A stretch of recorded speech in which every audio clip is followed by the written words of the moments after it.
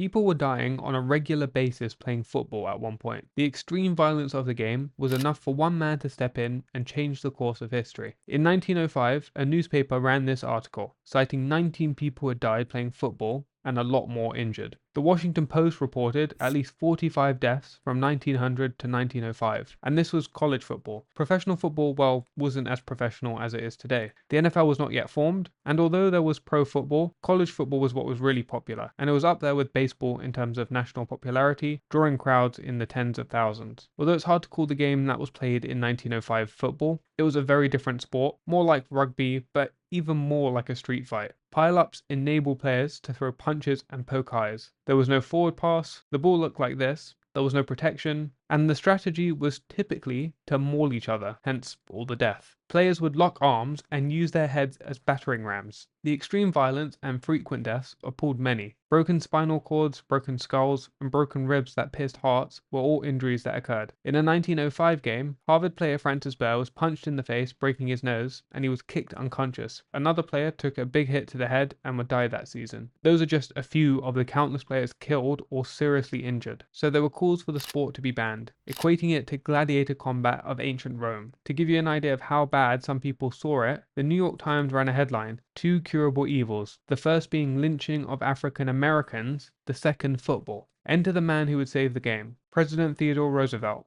He was a big fan of football. He saw his first game as a freshman at Harvard, and while he never played himself, he campaigned for the sport any chance he got. 10 of the soldiers in the ragtag army that he assembled during the Spanish-American War were football players. As police commissioner of New York, he helped bring back the yearly Harvard-Yale game, dubbed the Hamden Park Bloodbath, which had temporarily been suspended due to excessive violence. I mean, the name kind of gives that away. He recognized the issues with violence, but believed in the necessity of sports and how they develop boys into young men. But once he became president, pressure began to mount, and he had to take action to protect the sport he loved. In 1903, he said, "I believe in rough games, and in rough, manly sports. I do not feel any particular sympathy for the person who gets battered about a good deal, so long as it's not fatal." Well, it was fatal, and action was required. Using his recent negotiating experience from the Russian-Japanese War, he sought to bring change to college football. In 1905, he called for a meeting of the top 3 college programs, Harvard, Yale, and Princeton. Harvard President Charles Eliot was there, and he had said that football was more brutalizing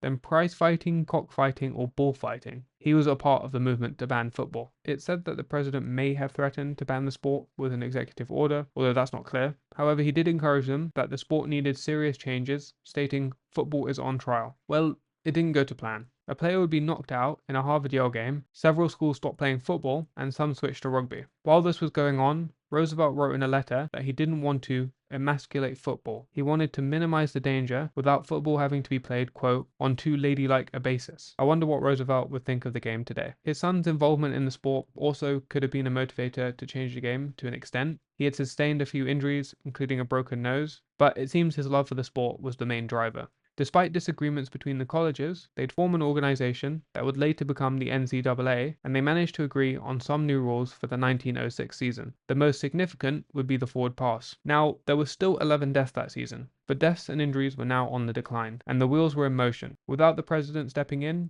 the sport we loved could have easily died. No pun intended. Or at least, it would have not turned into the behemoth it is today. Alright, thanks for watching.